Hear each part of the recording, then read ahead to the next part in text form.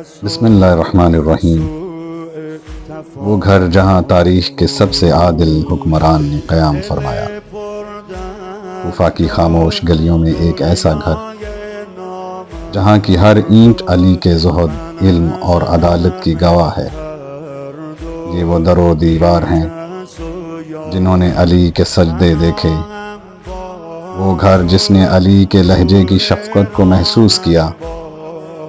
یہاں وہ صحن ہے جہاں علی کے قدموں کی چاپ بکھرتی تھی،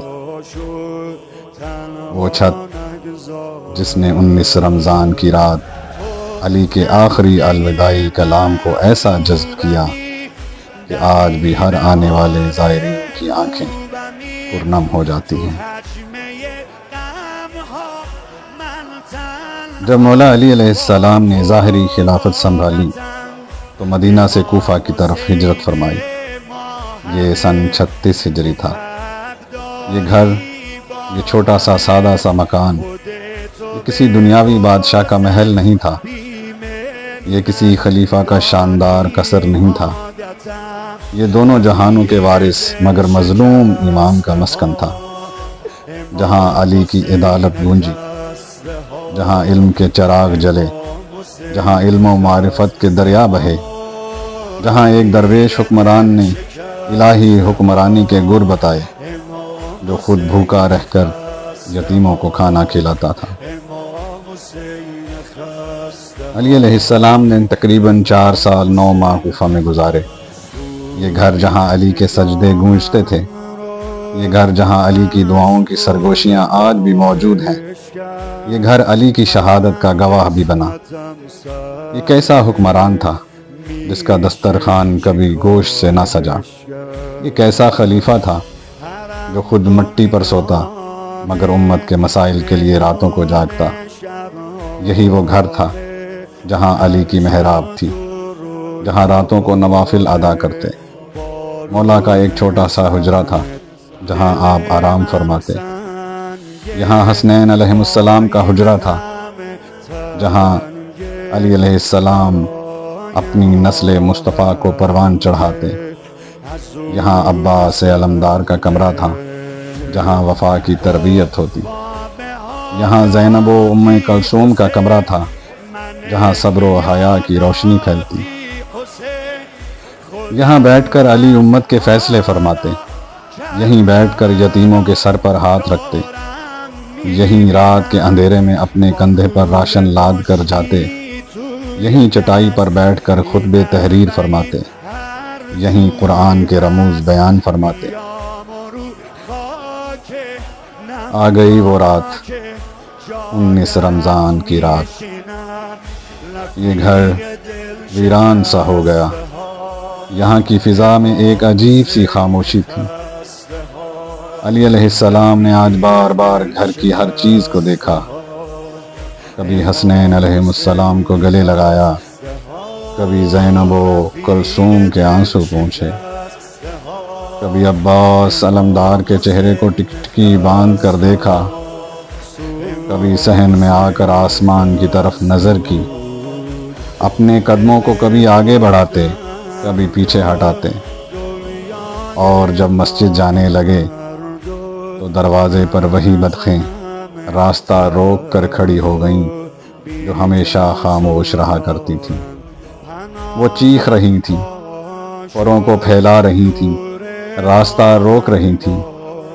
علی نے مسکرا کر فرمایا، یہ معصوم جانور جانتے ہیں کہ علی اب کبھی واپس نہیں آئیں گے۔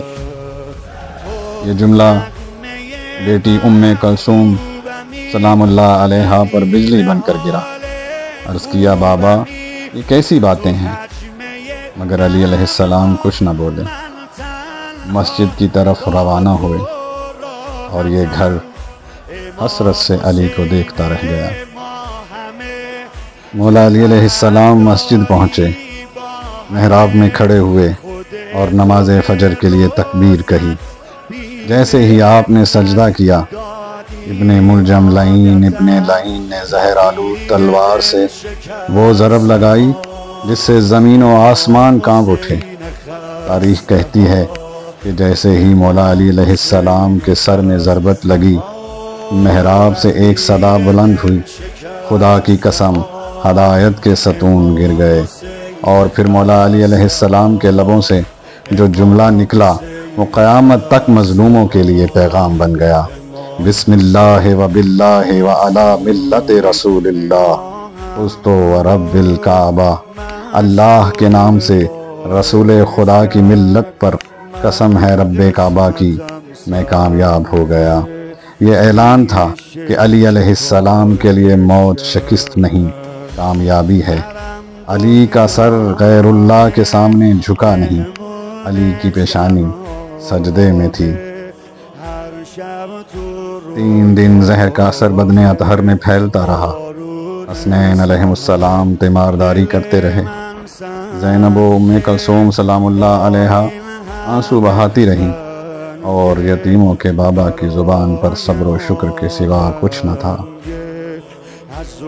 جب 21 رمضان کی شب آئی تو مولا علی علیہ السلام نے حسنین علیہ السلام کو قریب بلایا، ان کے سروں پر شفقت برا ہاتھ رکھا، وصیت فرمائی، میرے قاتل کو وہی کھانا دینا جو تم خود کھاؤ، اور جب مجھے دفن کرو تو میری قبر کو مخفی رکھنا تاکہ دشمن اس پر ظلم نہ کریں۔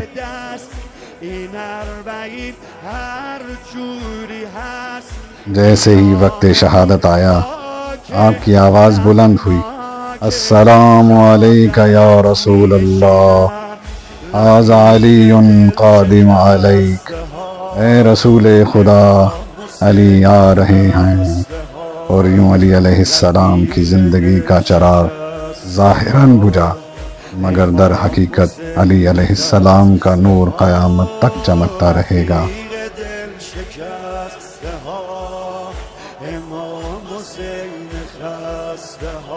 21 رمضان کی صبح یہ گھر ویران ہو چکا تھا۔ وہ علی جو راتوں کو بیدار رہتے تھے، وہ علی جو بچوں کی مسکراہٹ کا سبب بنتے تھے، وہ علی جو دروازے پر یتیموں کے آنسو پہنچتے تھے، وہ علی جو بے سہاروں کو سہارا دیتے، آج یتیموں کا سہارا چھن گیا۔ آج ایک عادل ترین امام اپنوں سے جدا ہو گئے۔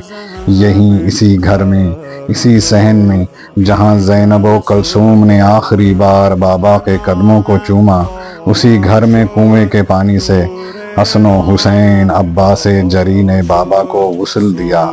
یہیں کنواں آج بھی زائرین کو دیکھتا ہے، گویا چیخ کر کہتا ہے، یہ میرے پانی کو سعادت ملی کہ علی کے پاکیزہ جسم کو میں نے وضو دیا، میں نے علی کے زخم دھوئے، میں نے علی کے بدن سے زہر کو صاف کیا۔ علی کے گھر کا ہر در و دیوار گواہ ہے۔ آج بھی جب زائرین یہاں آتے ہیں تو حسرت بری نگاہوں سے حسنین کے کمرے کی زیارت کرتے ہیں، یہاں عباس کے حجرے میں کھڑے وفا کے علمدار کو یاد کرتے ہیں، یہاں زینب کے کمرے کو آنسو بھری آنکھوں سے دیدار کرتے ہیں تو دل کانپ اٹھتا ہے۔ یہ گھر کوئی عام گھر نہیں، اس کے در و دیوار سے آج بھی علی کے لہجے کی باز گشت سنائی دیتی ہے۔